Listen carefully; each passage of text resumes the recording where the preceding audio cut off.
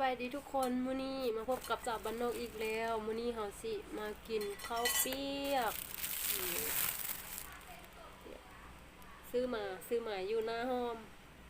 เดี๋ยวจิ้มมาใส่ถ้วยก่อน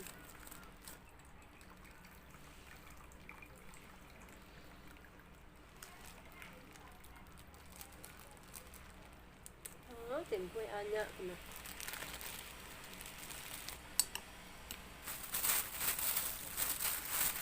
เครื่องปรุงอันนี้กะปิอันนี้ซอสมะเขือเล่นอันนี้ใส่หมดเลย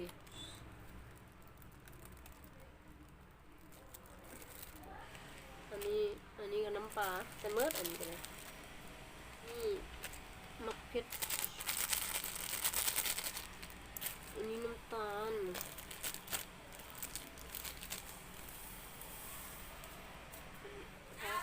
พอละนึ่งมาอันนี้เจียวมัดดิข้าวเปียกหมูกรอบกันก่อน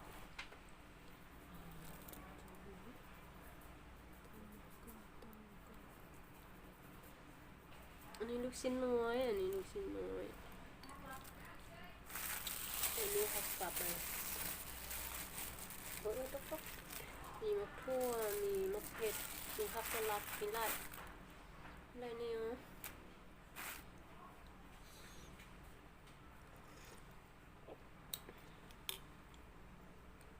มันจาง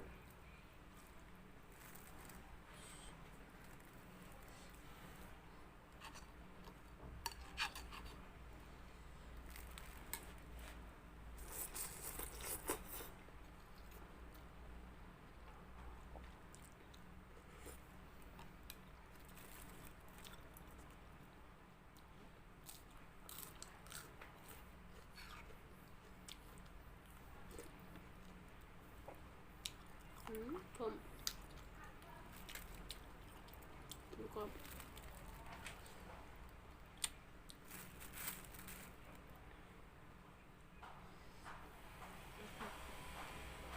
ในบางอย่าง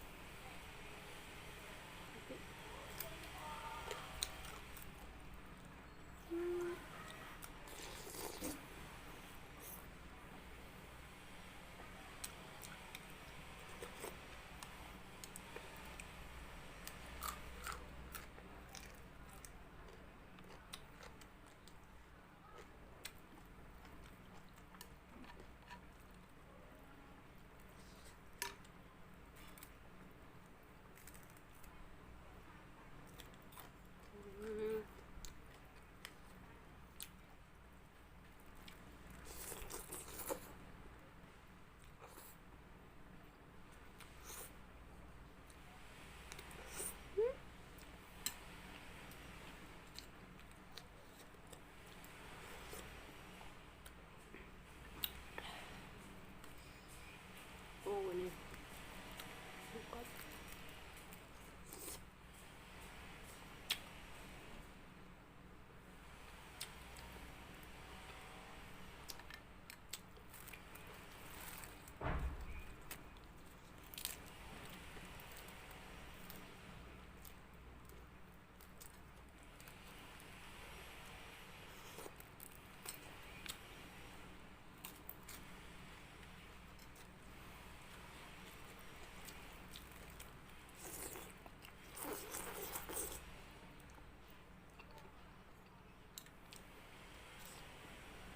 ฮัน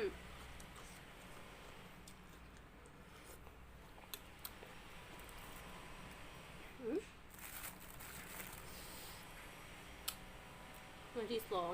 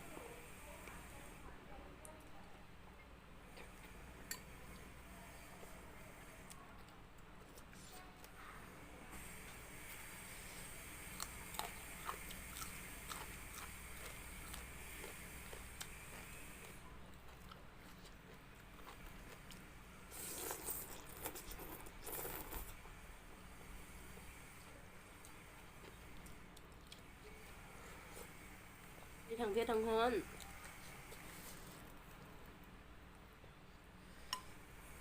จะละมาพี่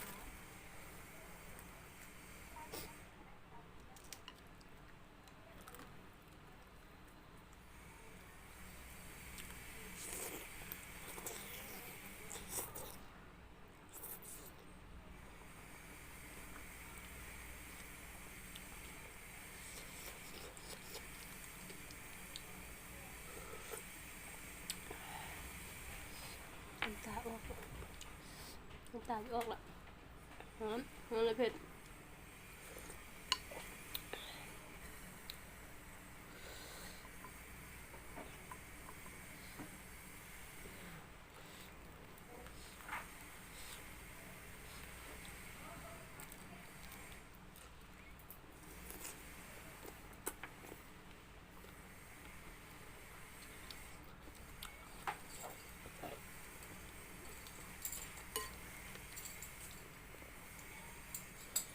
ตอนน้ำมันมุ้ง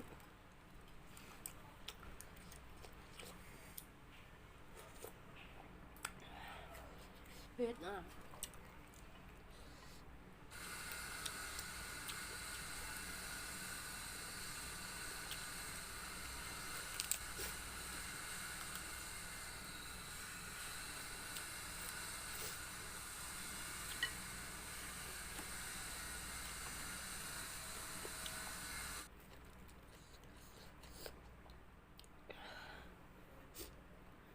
กินคำเยอะๆรสก็กินหมดไป